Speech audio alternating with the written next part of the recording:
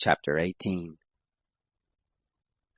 Now it happened in the 3rd year of Hoshea, son of Elah, king of Israel, that Hezekiah, the son of Ahaz, king of Judah, began to reign. He was 25 years old when he began to reign, and he reigned 29 years in Jerusalem. And his mother's name was Abi, the daughter of Zechariah.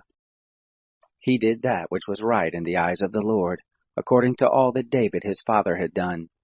He removed the high places, and broke the pillars, and cut down the Asherah, and he broke in pieces the brazen serpent that Moses had made.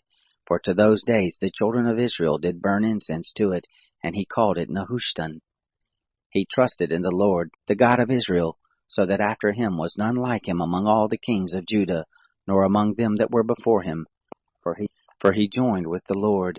He didn't depart from following him, but kept his commandments, which the Lord commanded Moses. The Lord was with him. Wherever he went forth he prospered, and he rebelled against the king of Assyria and didn't serve him. He struck the Philistines to Gaza and the borders of it, from the tower of the watchman to the fortified city.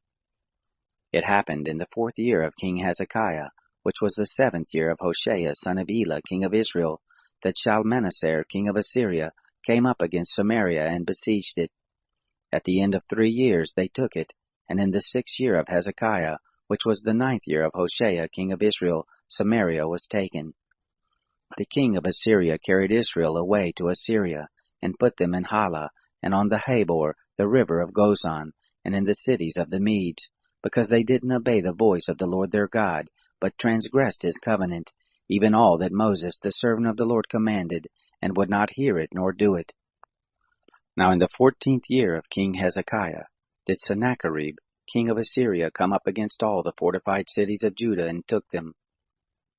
Hezekiah, king of Judah, sent to the king of Assyria to Lachish, saying, I have offended.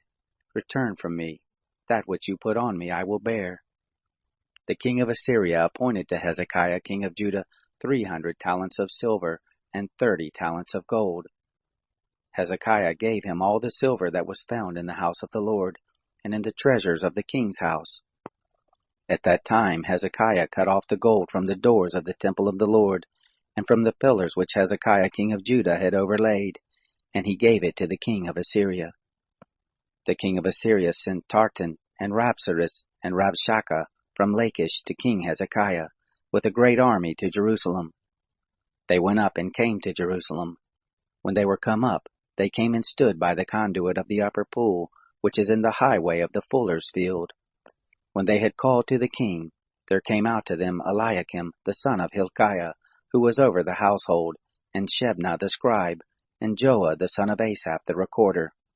Rabshakeh said to them, Say now to Hezekiah, Thus says the great king, the king of Assyria, What confidence is this in which you trust? You say, but they are vain words, There is counsel and strength for the war. Now on whom do you trust that you have rebelled against me? Now behold, you trust on the staff of this bruised reed, even on Egypt, whereon if a man lean, it will go through his hand and pierce it. So is Pharaoh king of Egypt to all who trust in him. But if you tell me, We trust in the Lord our God, isn't that he whose high places and whose altars Hezekiah has taken away, and has said to Judah and to Jerusalem, You shall worship before this altar in Jerusalem? Now therefore, please give pledges to my master the king of Assyria, and I will give you 2,000 horses, if you are able on your part to set riders on them. How then can you turn away the face of one captain of the least of my master's servants, and put your trust on Egypt for chariots and for horsemen? Am I now come up without the Lord against this place to destroy it? The Lord said to me, Go up against this land and destroy it.